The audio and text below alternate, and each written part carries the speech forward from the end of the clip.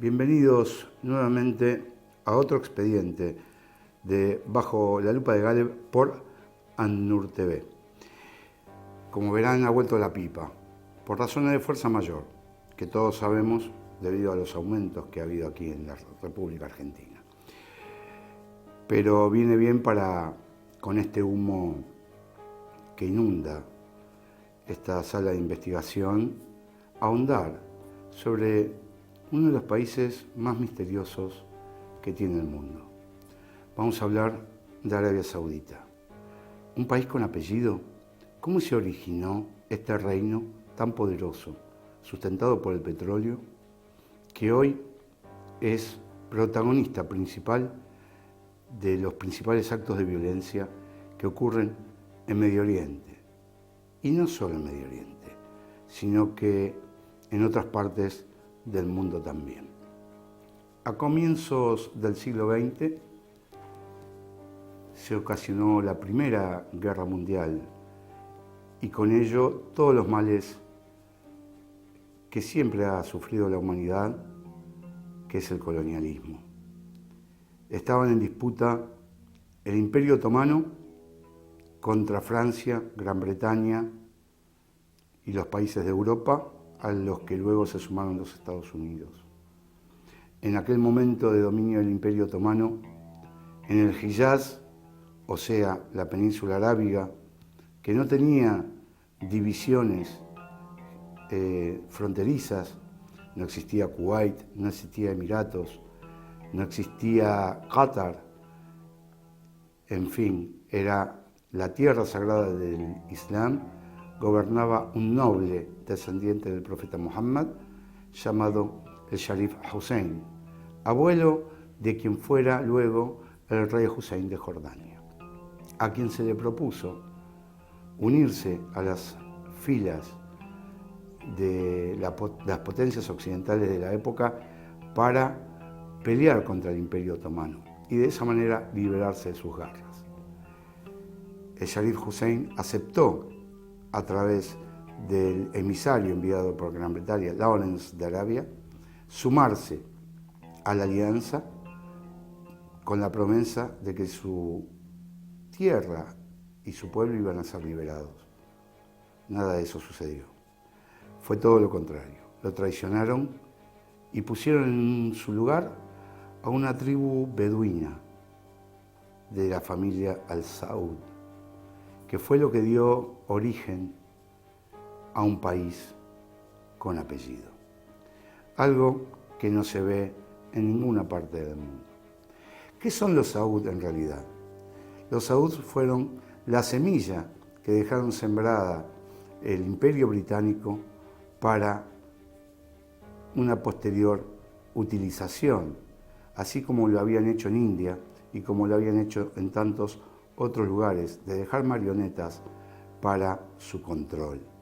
Sabían de la riqueza que encerraba las arenas de esa península arábiga.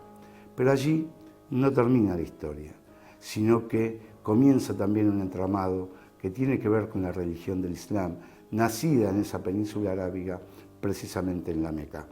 Por lo tanto, nace a fines del siglo XVI, XVII, otros dicen siglo XVIII, la doctrina del wahabismo. Los mismos que hoy en día hablan de innovación en la religión por parte de otras escuelas de pensamiento, lo que se llama en árabe bid'ah. ¿Y qué mayor bid'ah o innovación que esta corriente fanática, extremista, borde, por decirlo de alguna manera, del Islam, llamada wahabismo? Algo que causa muchísimos males hoy en día, como ser la ideología principal de grupos terroristas como el Estado Islámico, como Al-Qaeda, como el Frente al-Nusra, y podemos seguir nombrando un montón de grupos terroristas que se basan en esta idea fanática, anti-islámica incluso, porque ninguna de sus acciones condicen con lo que el Islam pregona y que sirve simplemente a los intereses de potencias extranjeras y a sostener en su trono a la monarquía saudí. Y con respecto a la monarquía saudí, hay que hablar que el Islam no tiene élite, no tiene castas, no tiene clases. El musulmán es hermano del musulmán, por lo tanto, ¿cómo puede existir una monarquía? ¿Cómo puede existir una monarquía que se autotitula custodia de los dos grandes lugares sagrados del Islam en la Meca y en Medina? ¿Cómo se puede tolerar que nombren al Islam sabiendo de su profunda corrupción? Y podemos trasladarnos a Marbella, donde en fastuosas mansiones se producen las peores desviaciones, entre alcohol y mujeres, drogas, autos robados y lo que ustedes se puedan imaginar. Pero vayamos al comienzo de esta historia y para eso vamos a ver un informe. Arabia Saudí, el reino del terror.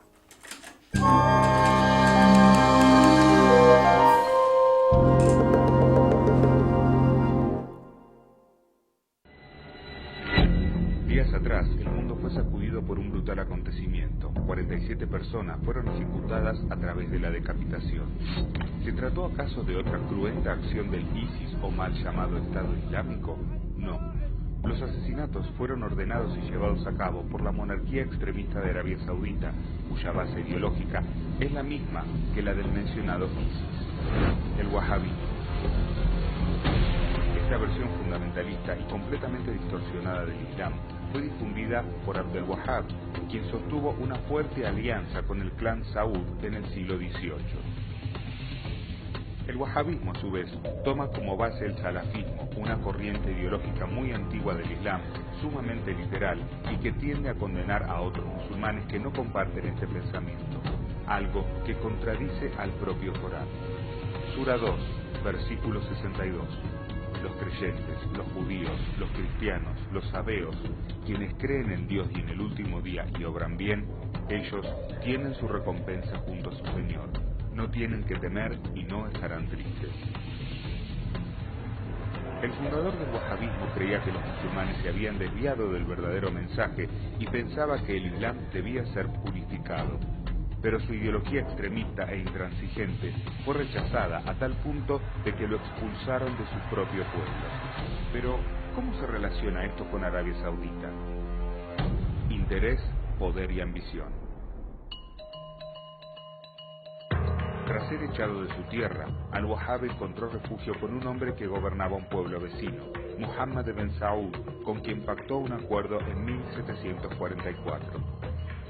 Con este pacto se sentaron las bases para someter y dominar la región. Ibn Saud se comprometió a darle apoyo político y militar a Al-Wahhab y a cambio, este le daría legitimidad religiosa.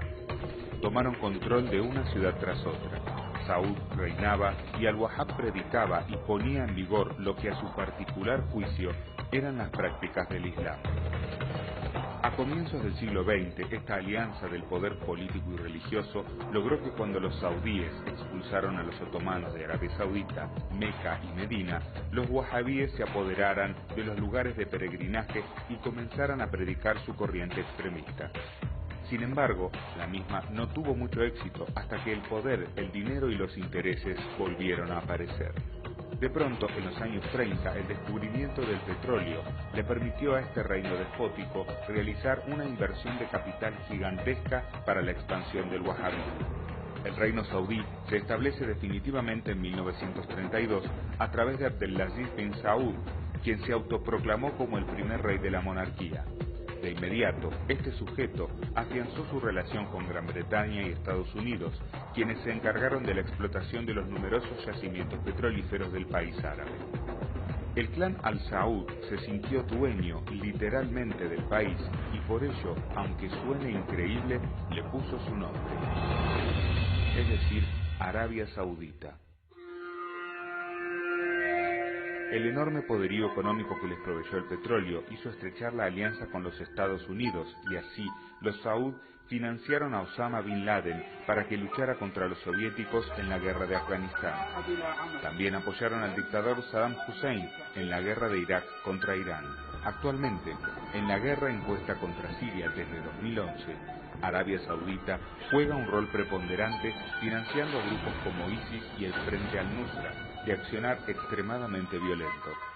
En el contexto de lo que sucede en Siria, este jueves, el ministro de Asuntos Exteriores de Arabia Saudita, hablamos de Abdallah al-Zubeir, aseguró que la solución a la crisis es que el presidente sirio Bashar al-Assad renuncie por las buenas, porque si no tendría que enfrentar una acción militar.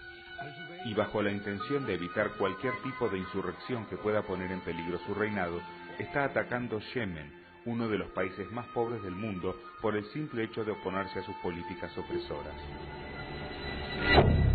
El régimen de Arabia Saudita es brutal, arbitrario e inhumano. Posee un sistema de discriminación y segregación hacia la mujer desde que nace hasta que muere.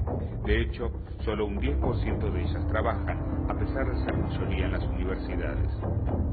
La mujer es incapaz de decidir sobre cuestiones como educación, salud, desarrollo de empresas o desarrollo de actividades laborales, viajar, realizar gestiones económicas o abrir cuentas bancarias, la compra de ciertos bienes o la realización de trámites ante organismos públicos o privados. Todo esto únicamente puede ser realizado con la compañía o bajo la autorización de su tutor, que puede ser su padre, hermano, marido o hijo. A pesar de su amplio poderío económico y de la permanente opulencia que muestra la familia real, el más reciente informe del FMI sobre Arabia Saudita establece que la mitad de sus ciudadanos viven en una situación de pobreza, una cifra que supera en un 20% la de otros países de la región. En el Reino Saudí hay una fuerte censura y control sobre los medios de comunicación, video o prensa, televisión, radio e internet, a fin de evitar dar cobertura a opiniones opositoras al régimen de los Saud o a las posiciones wahabistas de la oficialidad del país. La Arabia de los Saud es un régimen dictatorial y hostil hacia cualquier tipo de disidencia y a cualquier voz que denuncie las barbaries del wahabismo. Y su sociedad está claramente marcada por la segregación sexual, religiosa y racial. Este es el gran aliado de Occidente, un país financiador del terrorismo internacional, un país que, paradójicamente, fue nombrado por la ONU como defensor de los derechos humanos en el año 2015. Las políticas de Arabia Saudita no representan al Islam, sino que simbolizan los intereses y la codicia de los grandes poderes económicos del mundo.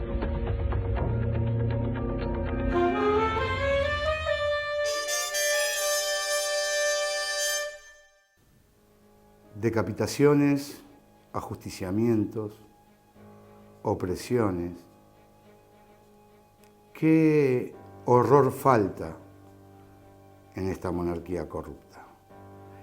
¿Qué otra desviación se les puede imaginar?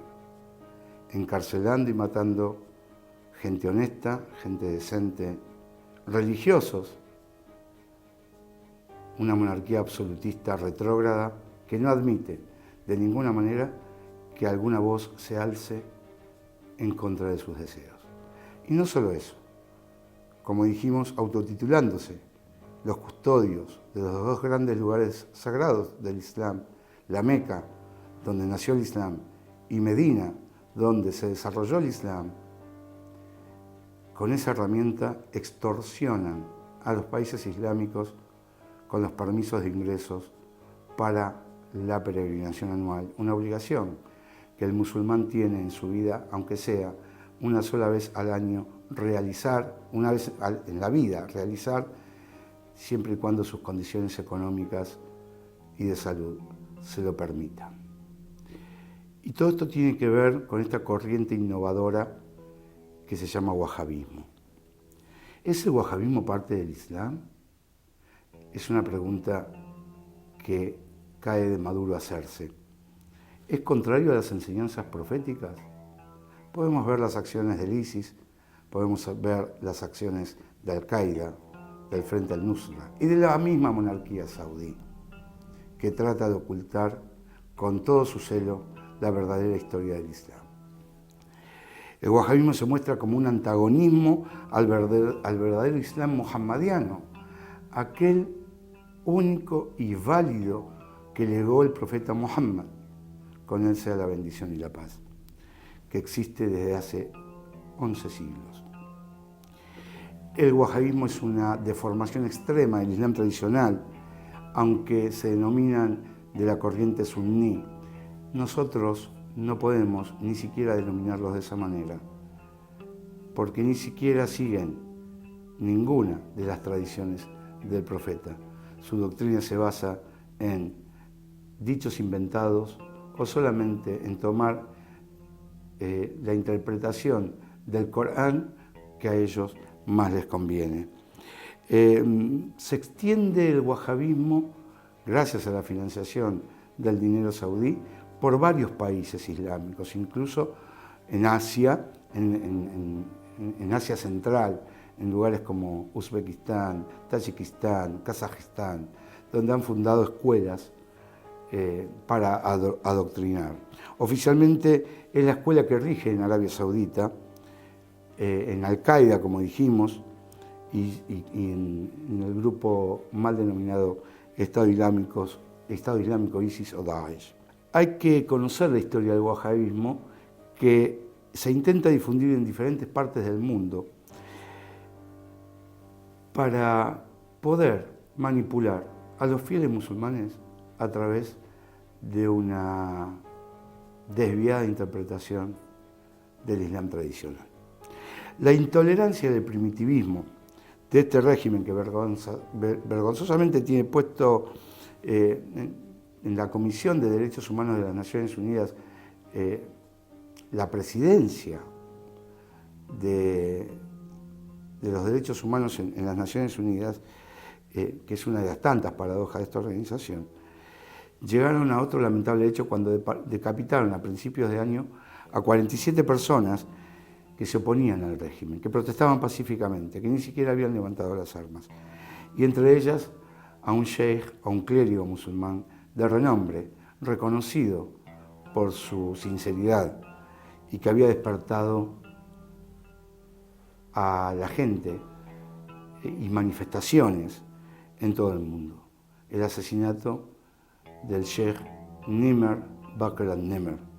Sin embargo, todo siguió igual.